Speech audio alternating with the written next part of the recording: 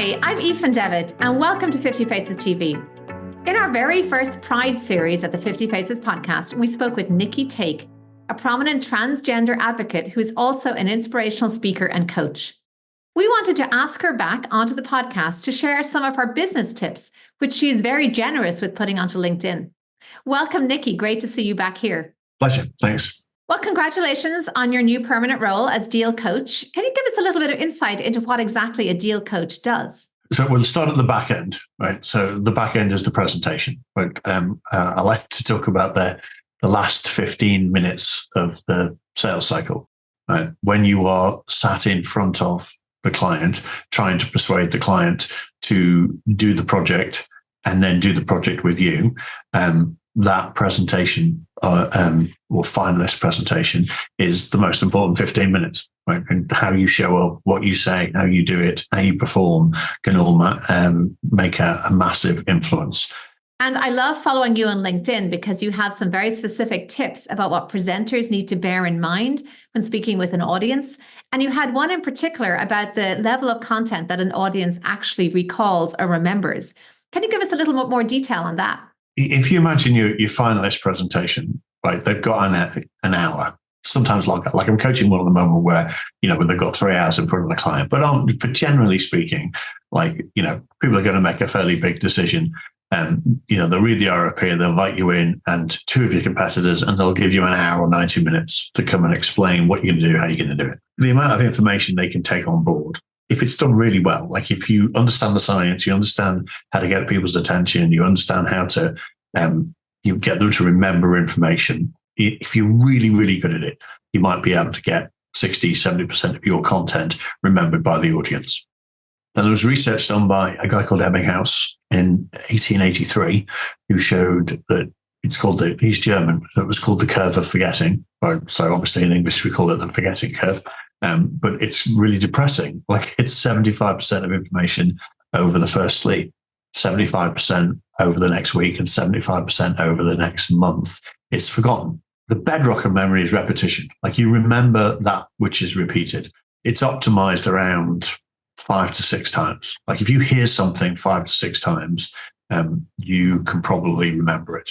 If you actively make a decision to learn something, that's probably optimum as well. Like if you want to learn your credit card number, go buy 5 different things in the next hour and you can probably remember your credit card number. So 5 to 6 times repetition of something and you remember it. So if I'm a buyer and I've asked you to tell me what you're going to do and how you're going to do it to solve my problem, and I spend an hour listening to you, and then straight away I spent an hour listening to your competitor, and then straight away an hour listening to the next one. Like what I remember are all the things that you all said. And so if you all said it needs this, it needs a PMO, and it needs some process, it needs some technology, it needs some people, and I don't see the differences. Like I remember the similarities. And so if I don't evaluate it there and then, I evaluate it tomorrow or worse next week or worse in 3 weeks' time, I'm trying to recall what I can remember from these 3 presentations. And it's not a lot. And what I do remember is probably what all 3 people said was important. Mm-hmm. Like it's all the trick for sales is how do I get, number one, how do I get them to pay attention? Then when I've got them paying attention, how do I get them to remember the reasons for buying the project and the reasons for buying off me? And then how do I get them to recall that 3 weeks later when they're sat in a room trying to make the decision? And that's the cognitive psychology of what I do, which is, the memory stuff. The behavioral stuff is almost the same. People won't remember what you say, but they'll remember how you make them feel. And let's get back to something quite practical around follow-ups. What do you propose is the most appropriate canter or cadence of follow-ups for after a presentation? So the mantra we use is, because we want to make everything memorable, a day, a week, a month. And so, and actually a day, a week, a month isn't just built into the sales piece. It's built into my team, which we call the pilot team. It's built into our operational kind of procedures. Everything is a day, a week, a month. So every time we have a meeting with somebody, during the meeting, one of us will take notes of what was discussed, what was agreed. We call that a decision log, and what actions need to happen. And that's an action log.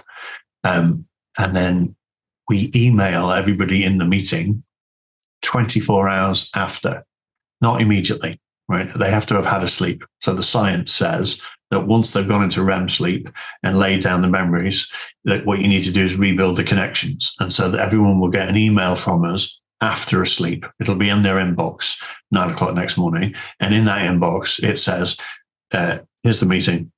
This is the actions. This is the decisions. And then here's the notes at the bottom, all on one page because nobody scrolls down. Right? What that does is repeat a day later.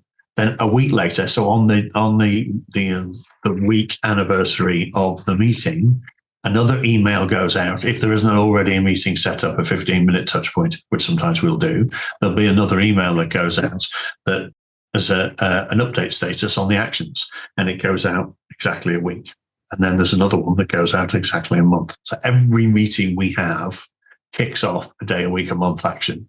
And that does a number of things. The first thing is it keeps up the canter behind whatever project we're on. Like, so, everyone knows they're going to get this day, a week, a month kind of flow of information from us. And then we're practicing what we preach because that's the flow of information that should happen with our clients. So when we're doing the deal coaching, which is helping the team kind of focus, we're doing the same thing. Like we're encouraging them to talk to their clients a day, a week, a month. If they have a meeting with their client, they should do the same as thing we do with them. Follow up after one night, and follow up after a week, follow up after a month. And that if you keep that day, a week, a month mantra behind, what you're doing each time is you're spiking recall on whatever the significant messages are. And do you have any final words of wisdom to those of us looking to make presentations and to be remembered? I guess I had one piece of advice to people who are pitching or giving presentations. It's to remember that our presentations are not about the presenter. They're about the audience. And so more often than not, we think we need to demonstrate to them that we're the expert. And so we think about what we want to say and what we want to show them. And you're much more successful if you sit and think, right, what do I need this audience to do? And what do they need to see and hear in order to do that? And think of it from the audience's point of view. And if you give them what they need and what they want, you're much more likely to have a successful presentation and end up with what you want. And so, it's always about the audience, not the presenter. That is excellent advice. And yes, maybe it is not about the presenter, but this is a podcast and a video and a TV production about the guest. And that guest is the wonderful Nicci Take. And it's so good to sit with you here on video and to see behind you that Mother Claus suit, the Mrs. Claus suit that started it all. Thank you so much, Nicci, for your infectious enthusiasm and for all of the wisdom that you've shared here with us. Pleasure. Thanks, Eve. I'm Aoife David. Thank you for watching 50 Faces TV. You can follow Nicci and all of our Pride guests on our upcoming Pride series that will be released for the entire month of June. Also, follow Nicci on LinkedIn for more practical tips like we've included in this segment.